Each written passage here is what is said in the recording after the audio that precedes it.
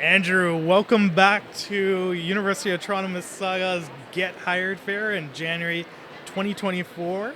We're so thankful to you and Rakuten Kobo for coming back, as always, taking part in our various events. How's your day going so far? It's going really well. Great to be back. Thanks again for having us. I know we've been here a couple times now. You know what I mean? It's been good every time we've been here and been loving today so far. So thank you. So let's jump into that. Rakuten Kobo, why do you as an organization continue to come back to University of Toronto? Yeah, so I would say first off, to be honest with you guys, you're basically our number one recruiting partner. We've had a lot of success hiring from the 3 University of Toronto campuses. This event we've come to a couple times, I think, before in the last couple of years and always had a lot of really great success. Students are always super engaged. Students are always very interested. They've definitely done their research. They're putting in the time. They're asking really great questions. They bring some really great technical skills to the table. And you guys throw a really great event, so it's always been great. That's awesome. Thank you so much for those kind words. And yes, our students are awesome, and we're so glad that you and your team have had success, not only connecting with our students, interviewing them, but at the end of the day, hiring them on board as well. So that leads me into the next question. What is it that makes a University of Toronto student stand out through their resume? Yeah, the resume, super important, right? It's kind of that key make or break, right? When you apply for a company, it's like what's going to get your foot in the door. I would say kind of like the 3 main things that I look at on a resume, and especially a lot of the University of Toronto students showcase. First and foremost, I always love to see a great summary of qualifications at the top. That's kind of a big thing for me. I know previously it was a very big focus on the objective statement. I think that's kind of gone away a little bit. I prefer a nice big 3 to 5 bullet points at the top that really sell a student on the position, sell them on their technical skills and their abilities and things like that. So that's a really big thing there for the resume. Secondly, I find a lot of students, especially here, they have a really good strategy of bolding their technical skills and bolding those projects, a lot of that hands-on experience that they have throughout their resume. That's been really great to see there. And kind of the final thing is a lot of students I find use the resume as a really great tool to kind of showcase a lot of their volunteering and extracurriculars as well. I know a lot of students sometimes think, I'm not going to add that on there. It's not super important for the role, but I find it's really helpful to see that volunteering that they've done, those projects that they've done, those clubs that they've been in, and the resume is a great tool for that.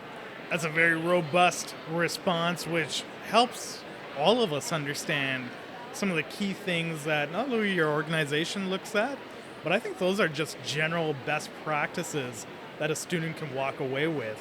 Speaking of best practices, you've been to a number of our networking events and career fairs like this. Do you have a tip or two for students to take advantage of how they can make themselves acquainted with you, your organization, or even others that they're looking to connect with at an event like this? Yeah, kind of like 3 main things again. I'm always on the focus of the 3s. There's kind of 3 big things to prepare when you're going into a career fair, which a lot of the students here have done today. Right. First off, please do your research in advance. I know you guys as an institution provide the students a lot of great resources. They've been referencing that throughout the session or throughout the career fair today. But a lot of students, they're coming up to the booth and they already know like what we do as a company, what roles that we offer, where we're located, things like that. And that's a really big make or break for me to show that basically the student showing that they've done the research, they care, they're interested in the company, they know what roles that we offer, kind of gives them a head start into that conversation we're about to have regarding our opportunities. So research, definitely a really big thing for us. Secondly, a lot of students have come prepared with some really good questions, which is great.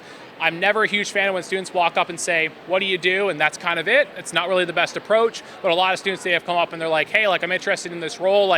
Tell me more about the culture of the company. What products do you offer? What opportunities do you have? What does the interview process look like? Things like that really shows how much research the students have done and all the great questions they're asking. And then the final thing, which I'm really looking forward to after the session, which I recommend a lot of students do, is to follow up with me. So a lot of them are adding me on LinkedIn, they're collecting my emails, they're dropping off resumes, because the career fair is really just that kind of that first step in the relationship that we're building. Right. And it's really great to see a lot of students already putting in the time now to build that relationship for the future, which I look forward to following up with them after this event. Andrew, those are 3 very comprehensive responses once again, and great tips that our students can take away and utilize connecting with your organization as well as others. So thank you for those responses. I think I'll change it up a little bit, jump into some rapid fire, yes, no type questions, but feel free to add in if you'd like to. Let's start off with a simple one. Yep. Cover letter or no cover letter? Personally, no. Not a huge fan of the cover letter. However, though, if a student would like to include one, they definitely can. It's not required for me. I'm not going to disregard an application if they do not have one. But if they do have one, I will take the time to read it. But the only advice to students is that if you're going to write a cover letter, make it good, make it personable, and make it really sell yourself for the position. If you're not going to do that, don't have one. All right, perfect. Does Rakuten Kobo use social media platforms like LinkedIn to recruit students? Yes, not as much as I should. Definitely want to be using it more. Definitely a goal of ours for the future is to connect with more students via LinkedIn, but I'm strongly encouraged by the fact that a lot of students are adding me on LinkedIn. Really great to see, and so yes, we use it as a tool. Okay, well, with that said, what do you think is more important? A standout resume or a stellar LinkedIn profile?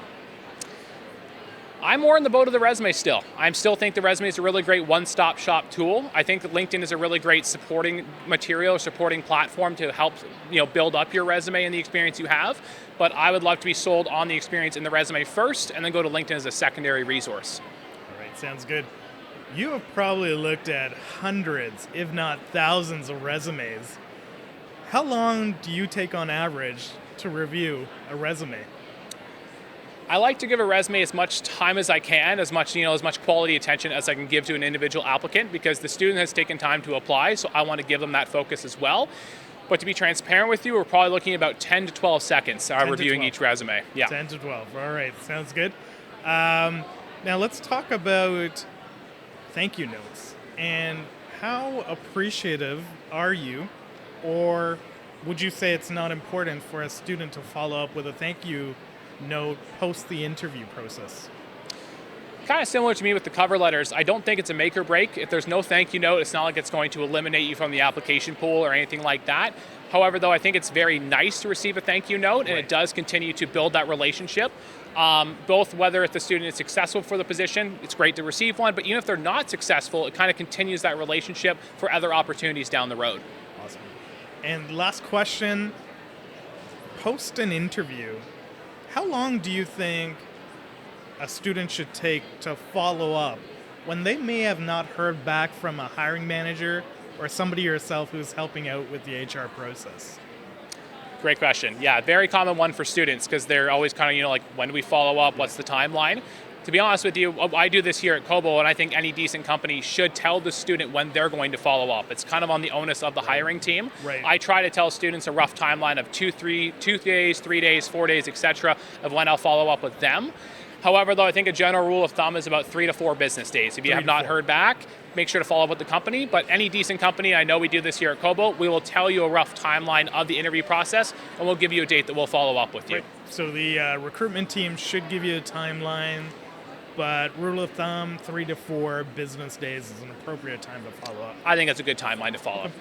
Andrew, once again, thank you so much to you and your team for coming back to UTM's Get Hired Fair. Thank you so much once again for being here and the responses to all these questions. Yeah, thank you very much for having me. Thank you. No problem.